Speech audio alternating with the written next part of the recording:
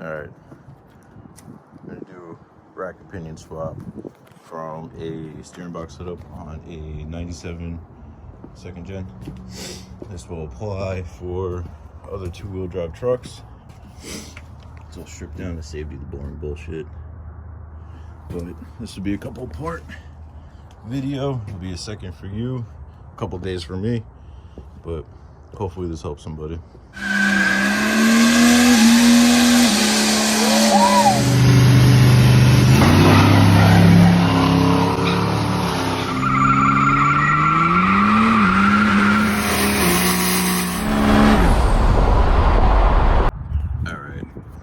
Skipping some steps here, but back to the steering rack swap in a second gen.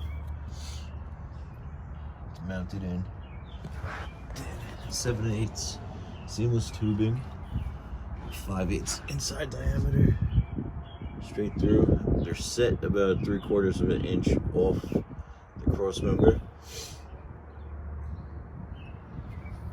Factory 3rd gen bushings and mounts, about a 12-inch long bolt, 5/8 thread. I still gotta trim that up there for that steering shaft. That should also be 3rd gen steering shaft, lower intermediate shaft. Home-joint tie rods welded on, ready to go. As for that side, I'm gonna have to continue this again shortly, so it'll be another day. Okay, I'm gonna kind of go backwards a little bit. So there's the gussets, go through the cross member, welded through the other side as well. My buddy welded that. Just make these bolts go through, trimming the motor mount for the intermediate shaft, and we're gonna test. Be right back. Okay, update.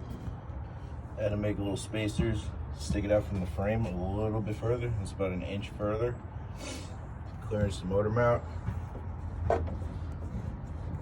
Shave down the frame a little bit.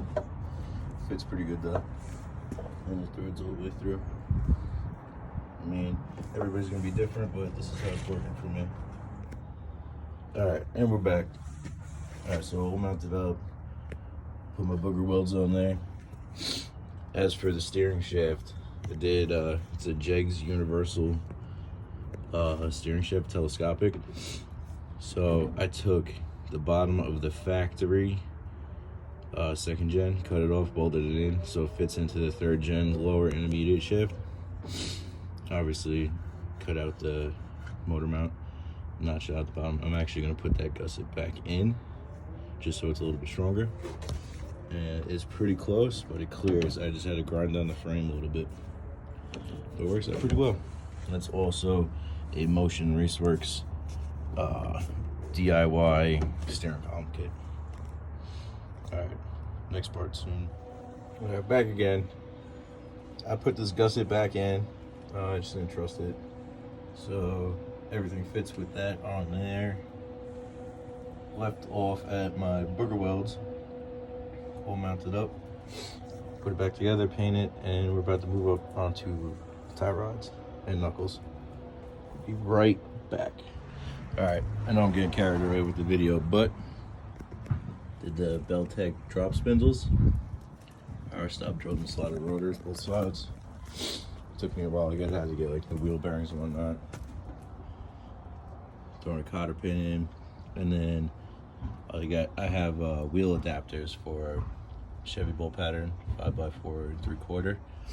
I'm gonna throw on, and then we'll get to the tie rods, I promise. And we're back. Okay, so Chevy adapters on. This is not for many people. This is for me. Put the brakes on.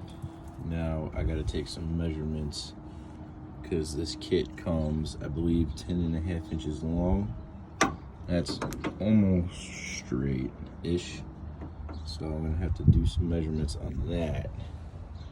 But that's pretty much what it's gonna look like with the Heim joint tie rod ends. And then wheels just sitting on there. Basically where it's gonna be at. That's full sag, that's suspension right there. So it'll be much lower while it's on the ground. All right, and we're back.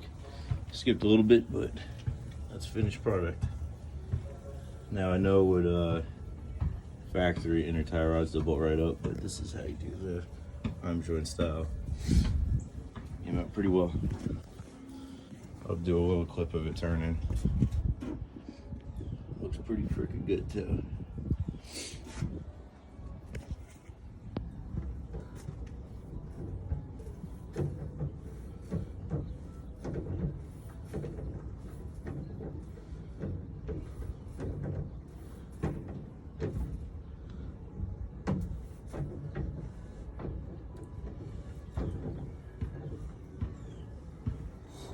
All right, so that's it.